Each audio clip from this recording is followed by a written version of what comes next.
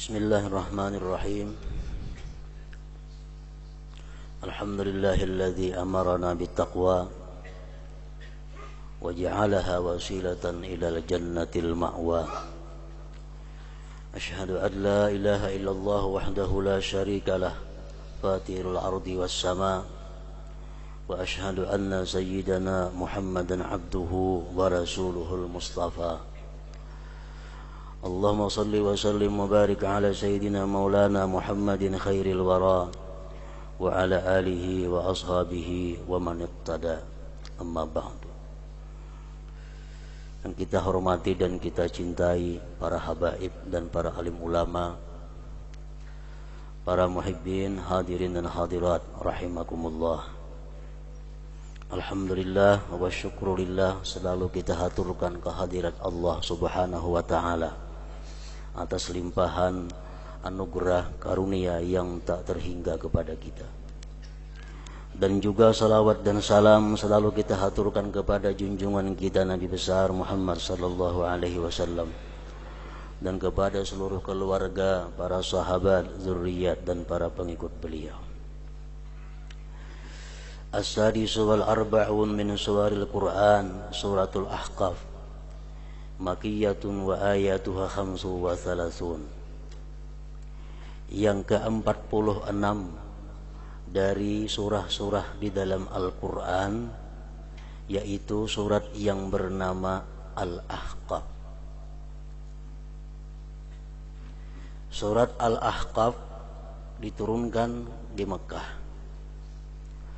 dan ayat-ayatnya berjumlah 35 ayat. Para muhibbin rahimakumullah, Ahqaf itu adalah satu tempat yang ada di negeri Yaman.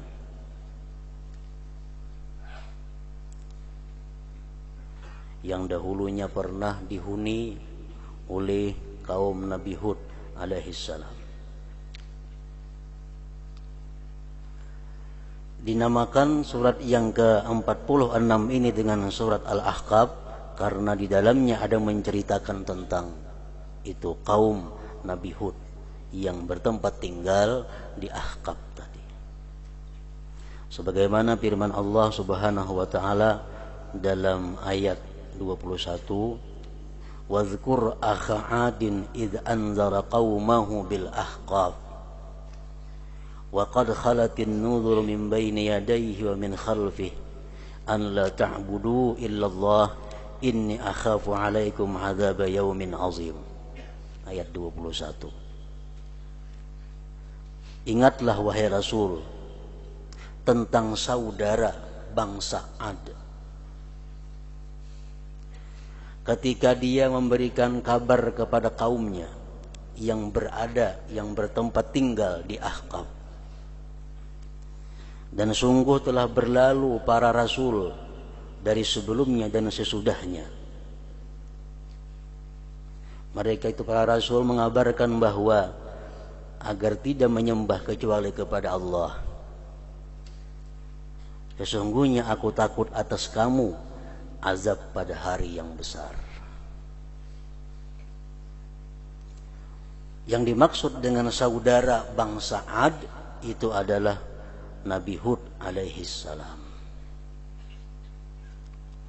Nabi Hud alaihissalam ini menurut Muhammad bin Ishaq, salah seorang ahli sejarah, beliau mengatakan Hud bin Abir bin Salah bin Arpahsyad bin Sam bin Nuh. Artinya keturunan yang keberapa daripada Nabi Nuh alaihissalam. Qaumu Hud qaumun wasafahumullah biqaulihi wa zadakum bil khalqi bastah ay idhama wa tulau wa quwwah. Kaumnya Nabi Hud yang bertempat tinggal di Ahqaf itu adalah satu kaum yang telah dijelaskan oleh Allah Subhanahu wa taala dengan firman-Nya, itu kaum Nabi Hud melebihi daripada kalian pada ciptaannya, pada kejadiannya, melebihi kebesarannya, ketinggiannya dan kekuatannya. Jadi kaum Nabi Hud itu dicipta oleh Allah lebih tinggi daripada kita, lebih besar daripada kita dan lebih kuat daripada kita umat Nabi Muhammad sallallahu alaihi wasallam. Qala Ibnu Abbas kana tulu ahadihim 80 zira'a. Ibnu Abbas mengatakan bahwa adalah tingginya tubuh orang-orang Ad itu 80 hasta, 40 meter kira-kira. Allah menciptakan wazadakum bil khalqi bastah, 40 meter tingginya awak.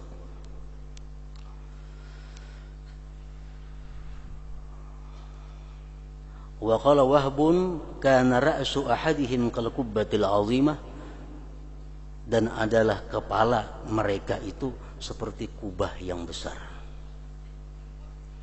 Cocok aja awaknya 40 meter, lebarnya kira-kira berapa meter, jadi kepalanya macam kubah Masjid Sulaha tuh kira-kira ganalnya, mana lagi pada itu.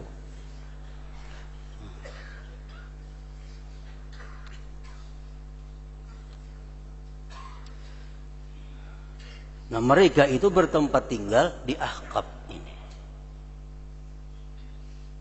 La yu'minuna billah wa rasulih, mereka itu tidak beriman dengan Allah dan Rasulnya. Tidak beriman kepada Allah. Fa'uhlikat birrihil aqim, maka mereka dibinasakan dengan angin yang namanya al-aqim. Angin yang sangat dahsyat. Apapun yang kena angin itu pasti akan terbang tinggi dan jatuh mati. Jadi kita bisa bayangkan kayak apa ganalnya umat Nabi Hud alaihi salam tadi.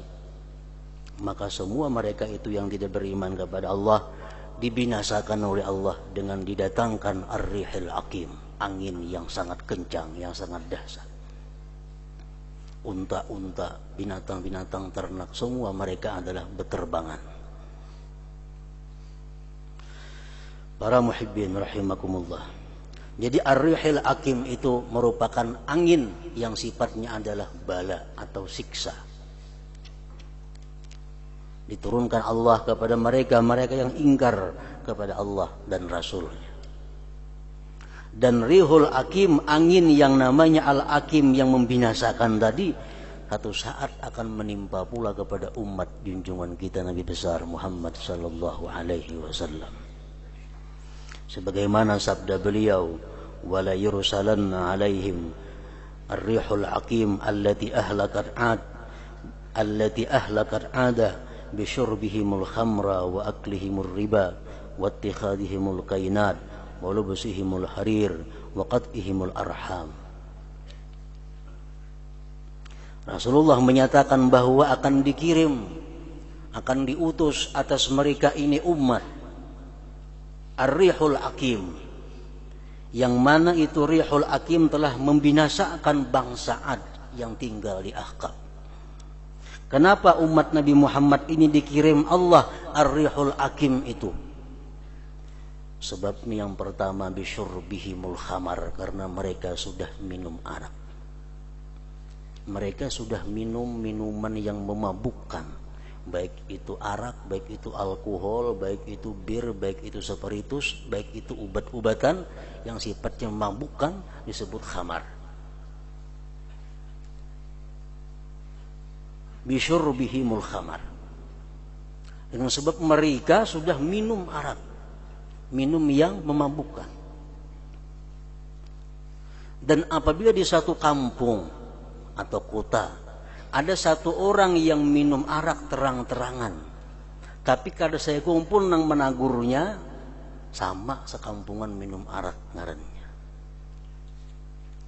Bisyurbihimul khamar, dengan sebab mereka minum arak. Padahal kada semuaan minum arak.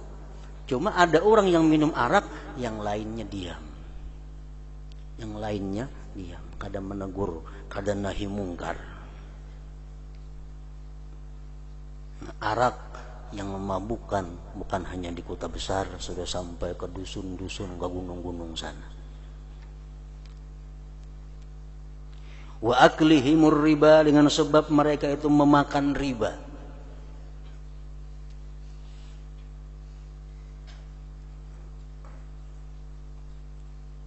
Di kota-kota, di desa-desa, di dusun-dusun, riba sudah masuk. Bunga membunga, duit dibungakan, hutang berbunga, dan sebagainya. Wattikhadhihimul qainat, dan mereka membikin biduan-biduan. Dilatih, dididik, dilombakan untuk mencari penyanyi-penyanyi.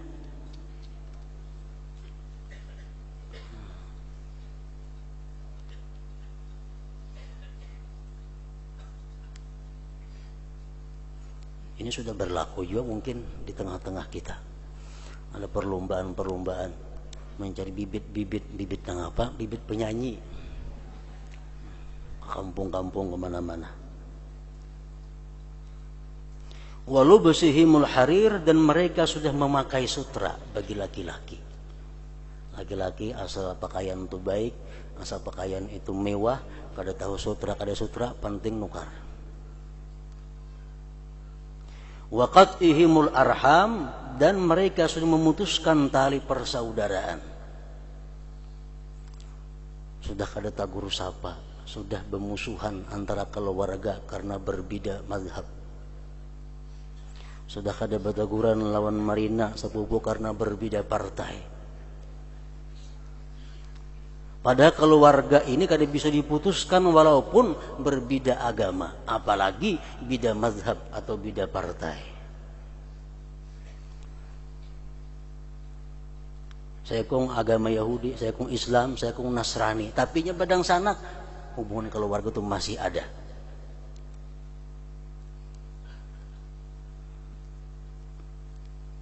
Wa qat'ihimul arham, dan mereka sudah memutuskan tali silaturahmi. Nah, bila sebab-sebab itu sudah ada dalam satu kampung, maka Allah akan mengirim kepada mereka ar-rihul aqim, angin yang sangat dahsyat, yang lebih kuat daripada angin yang pernah kita dengar ini. Puting beliung atau angin apa ngarannya, akan menghabiskan, menghancurkan itu manusia. Nah, para muhibbin rahimakumullah, itulah hubungannya surat yang ke-46 ini dinamai dengan surat Al-Ahqaf, karena di dalamnya ada menceritakan tentang orang-orang yang pernah tinggal di tempat Al-Ahqaf tadi. Sebagaimana surat-surat Al-Quran yang lainnya, surat yang ke-46 surat Al-Ahqaf ini memberikan banyak petunjuk, arahan kepada kita. Sebagaimana firman Allah Subhanahu wa taala dalam ayat 15 yang berbunyi, "Wa wassaynal insana biwalidayhi ihsana, hamalathu ummuhu kurha wa wada'athu kurha, wa hamluhu wa bisaluhu 30 syahra, hatta idza balagha ashuddahu wa balagha 40 sana, qala rabbi awzi'ni an ashkura ni'mataka allati an'amta 'alayya wa 'ala walidayya wa an a'mala salihan tardah wa aslih li bi dzurriyyati inni tubtu ilaika wa inni minal muslimin."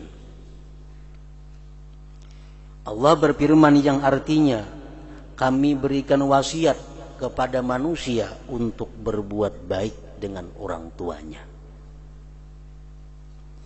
Ibunya mengandung dalam keadaan susah payah dan melahirkan dalam keadaan susah payah. Ibunya mengandung dan menyusui selama 30 bulan. Sehingga seorang manusia tadi sampai di mana dia kuat dan sampai berumur 40 tahun, dia berkata, "Hai Tuhanku, ilhamkan kepadaku bahwa aku bersyukur kepada nikmat Engkau yang telah Engkau berikan atas kedua orang tuaku, dan bahwa aku beramal saleh yang Kamu ridai, dan baguskan bagiku pada zuriatku. Sesungguhnya aku telah tobat kepada Engkau, dan sesungguhnya aku termasuk daripada orang-orang yang Islam." Para muhibbin rahimakumullah, itu ayat tadi setidaknya memberikan 5 isyarat, 5 petunjuk kepada kita. Yang pertama, birrul walidain, berbakti kepada kedua orang tua. wasainal insana biwalidayhi ihsana. Berbakti kepada orang tua. Allah menyebutkan hamalathu ummuhu, ibunya mengandung, susah payah melahirkan, susah payah. Oleh karena itu kedudukan ibu untuk dihormati lebih daripada kedudukan bapak. Rasulullah SAW mengatakan ummuka, ummuka, ummuka, abuka. Orang yang paling engkau utamakan untuk ditaati, dihormati, dimuliakan, disayangi, ibumu, ibumu, ibumu, bapakmu.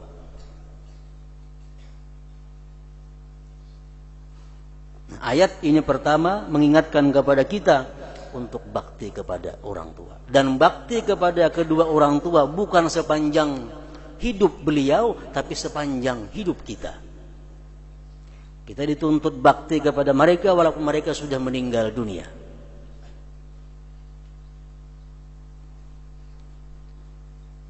Rasulullah bersabda, ridallah fi ridal walid wa suhtullah fi suhtil walid, rawahu Tirmidzi. Keridaan Allah terletak dalam ridanya orang tua. Kebencian Allah terletak pada kebencian orang tua.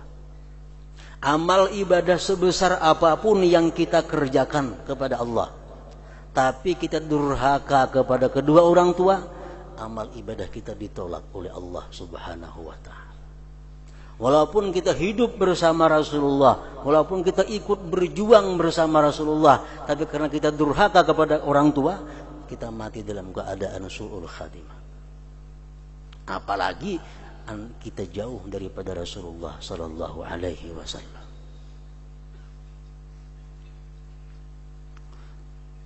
Rasulullah menyatakan, birru aba'akum tabarrukum abna'ukum, rawahu Tabarani. Baktilah kamu kepada bapak-bapak kamu, niscaya bakti kepadamu anak-anak kamu. Kalau kita bakti kepada kedua orang tua kita, anak kita pun nanti akan berbakti kepada kita. Kalau kita durhaka kepada kedua orang tua kita, anak kita kada jauh daripada itu, bahkan bisa lebih daripada itu. Para muhibbin rahimakumullah. Jadi andai kata kita berisi anak nang durhaka lawan kita,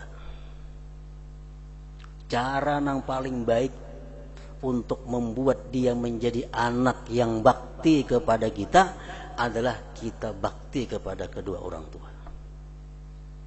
Kita bisi anak umpamanya wani lawan kita, kita sekalimatnya 10 kalimat menjawab lawan nyaring-nyaringnya pulang. Diinta akan banyu itu nomor 10 aja. Nang penting kita tambah kebaktian kepada orang tua kita. Kalau sidin sudah meninggal, ziarah ke kubur sidin. Tiap hari ziarah, baca akan yasin di kubur sidin. Seminggu sekali kamunya kada kawa sebentar hari baca akan yasin, baca akan tahlil. Kita seorang ziarah ke kubur kedua orang tua kita, Allah pasti akan membuat anak kita yang durhaka itu menjadi bakti kepada kita.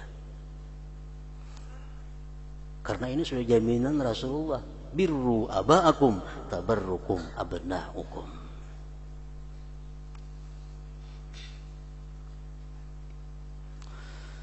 Dan Rasulullah SAW menyatakan, la yajzi waladun walidah illa ayyajidahu mamlukan bayashtariyahu baya'tikahu, rawahu Muslim. Tidak bisa membalas seorang anak akan kedua orang tuanya, kada akan bisa membalas. Umpamanya kita sugih, kita tuarakan motor, kita ulahkan rumah, kita bawa naik haji, kita atari makan tiap hari, kada akan bisa membalas jasa orang tua kita. Bagaimanapun kita baktinya kepada kedua orang tua, kada akan bisa membalas jasa mereka. La yajzi waladun walidah, tidak bisa membalas seorang anak, kata Rasulullah, akan orang tuanya. kecuali hanya satu kita bisa membalas.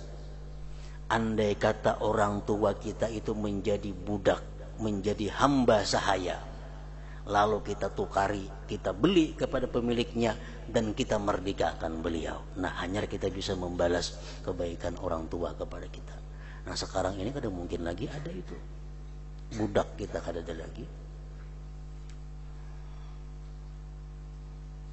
Jadi jangan sekali-kali kita beranggapan bahwa aku tuh sudah maharagu kuitan, asa berita balas sudah tuh jauh daripada bisa membalas jasa kedua orang tua. Nah, yang pertama ayat tadi memberikan petunjuk kepada kita tentang pentingnya birrul walidain. Jadi amal ibadah kita digantung oleh kebaktian kita kepada kedua orang tua kita. Orang tua kita senang kepada kita, amal ibadah kita akan sampai ke hadirat Allah Subhanahu wa taala. Orang tua kita benci, amal kita akan terkatung-katung. Kemudian di dalam ayat tadi menyebutkan wa hamluhu wa fisaluhu 30 syahra.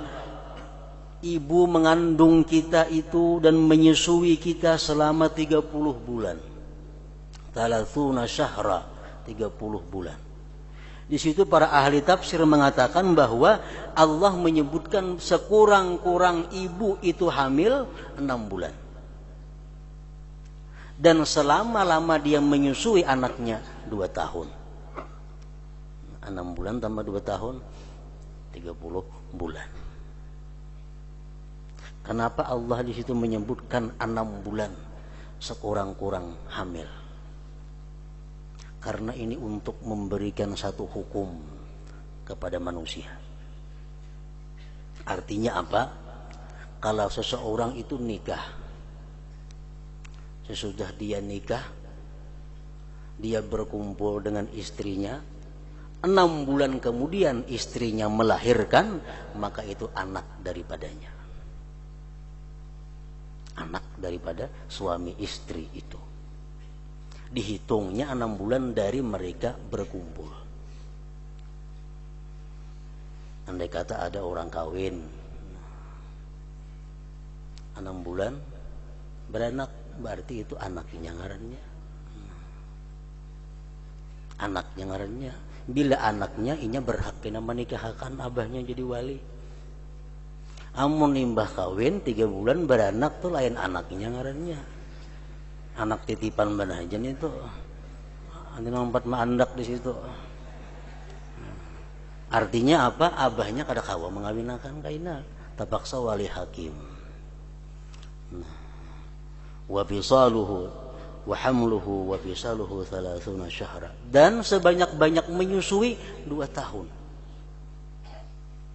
Anak yang berumur 2 tahun ke bawah itu kalau dia menyusul kepada perempuan lain dalam hitungan sekian, maka anak itu menjadi anak dari yang tukang susui, dan tukang susui menjadi ibunya.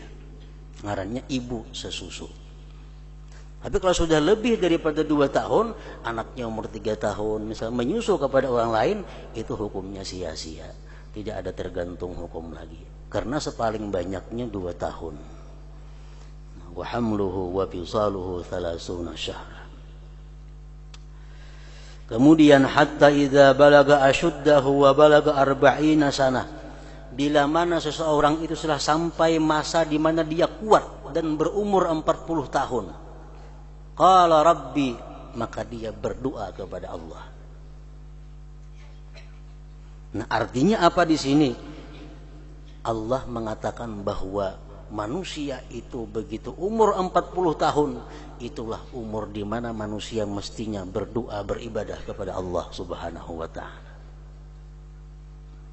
Rasulullah dalam sebuah hadisnya mengatakan, "Idza balagal insan minal umur wa man jawazal arba'ina wa lam yaglib khairuhu syarrah falyatajahaz ilan nar." Dzakarahu al-Ghazali fi ba'di kutubi. Kata Rasulullah, barang siapa yang sudah melewati umur 40 tahun dan kebaikannya tidak mengalahkan kejahatannya, maka bersiap-siaplah dia masuk ke dalam neraka. Artinya orangnya sudah berumur 40 tahun ke atas. Kelakuan masih kayak orang umur 20. Ke-7 beribun, ke-7 biliar, ke-7 becatur. Umur sudah 40 ke atas, suka bedom, berimi. Sehingga amal kebaikannya kalah dengan sebab terlalu banyak berbuat dosa dan yang sia-sia. Nah, bila kita umur sudah 40 tahun lebih, kebaikan kita kalah dengan kejahatan kita, fala tajahaz ilan nar, bersiap-siaplah masuk neraka, kata Rasulullah sallallahu alaihi wasallam.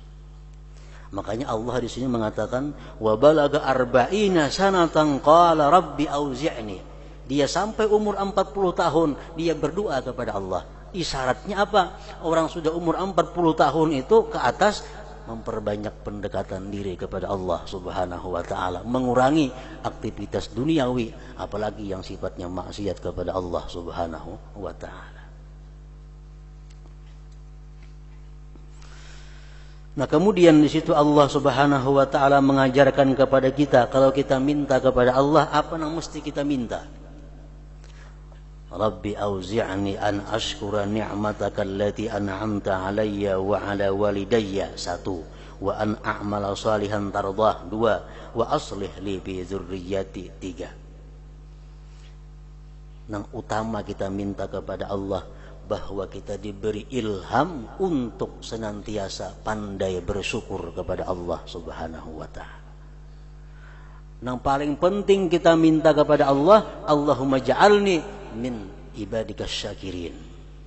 Allahumma ja'alni minas syakirin. Jadi juga, ya Allah jadikanlah aku tergolong hambamu yang bersyukur kepadamu. Itu yang paling penting diminta. Syukur artinya apa? Syukur artinya menggunakan seluruh nikmat yang diberikan Allah kepada kita, baik nikmat tubuh atau nikmat harta, nikmat pangkat jabatan dan sebagainya, digunakan untuk taat kepada Allah. Digunakan untuk hal-hal yang tidak bertentangan dengan undang-undang Allah. Itu syukur. Kalau kita kawa jadi orang syukur, selamat. Allah mengatakan wa qalilum min ibadiyas syakur, sedikit sekali hambaku yang pandai bersyukur kepadaku. Buktinya apa? Duit diberi Allah digunakan untuk maksiat. Mata dikasih Allah digunakan untuk maksiat. Telinga dikasih Allah digunakan mendengar kepada maksiat. Mulut dikasih Allah digunakan untuk maksiat. Jauh daripada syukur. Nah, jadi Allah mengajari kita untuk berdoa yang pertama agar diberi ilham untuk mensyukuri nikmat. Bahkan ada ulama mengatakan, silahkan kau maksiat kepada Allah, silahkan kau kafir, silahkan kau berbuat dosa, cuma satu syaratnya, jangan pakai nikmat Allah. Ayolah, merampok, mencuntan, gak berzina, gak apakah, sebuting, jangan memakai nikmat Allah. Batis berian siapa, tangan berian siapa, mata berian siapa, telinga berian siapa, harta berian siapa. Yang pertama diminta adalah agar kita menjadi orang yang syukur kepada Allah. Kita melatih diri menjadikan nikmat Allah untuk taat. Yang kedua di situ Allah mengajarkan kepada kita untuk meminta wa an a'mala salihan tardah, bahwa kita diberi ilham untuk beramal saleh. Sembahyang, baca Quran itu beramal saleh. Yang ketiga yang kita minta wa aslih li bi dzurriyyati, ya Allah baguskan keturunanku, baguskan zuriatku. Zuriat yang bagus itu akan menunjang kita di dunia dan akhirat. Para muhibbin rahimakumullah.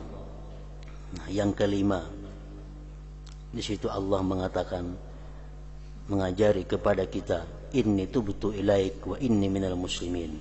Artinya ad-du'a ilallah ba'dal islam wat taubah. Kalau kita berdoa kepada Allah syaratnya dua. Satu, kita mesti orang Islam.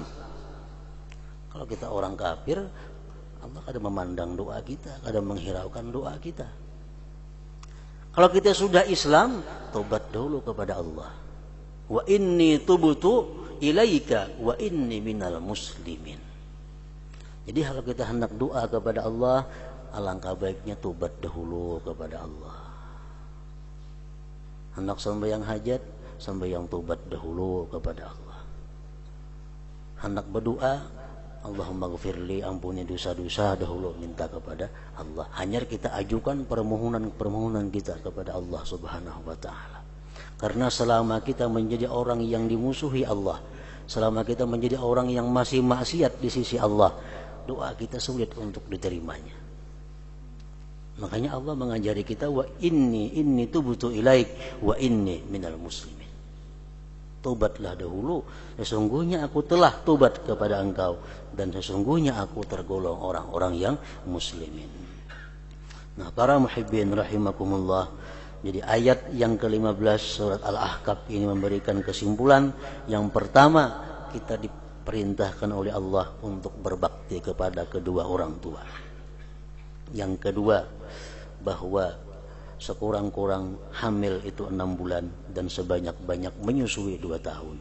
Yang ketiga, bila sudah berumur 40 ke atas, maka kita hendaknya memperbanyak beramal akhirat, mengurangi kesibukan dunia, apalagi maksiat kepada Allah. Yang keempat,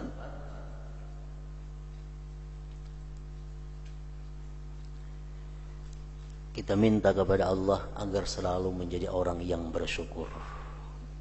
Minta kepada Allah agar diberi ilham, diberi taufik untuk beramal saleh. Minta kepada Allah agar zuriat kita menjadi orang saleh. Yang kelima, kita berdoa kepada Allah mesti didahului dengan tobat, minta ampun kepada Allah Subhanahu wa taala. حضرة النبي صلى الله عليه وسلم. الفاتحة. إياك نعبد وإياك نستعين اهدنا الصراط المستقيم.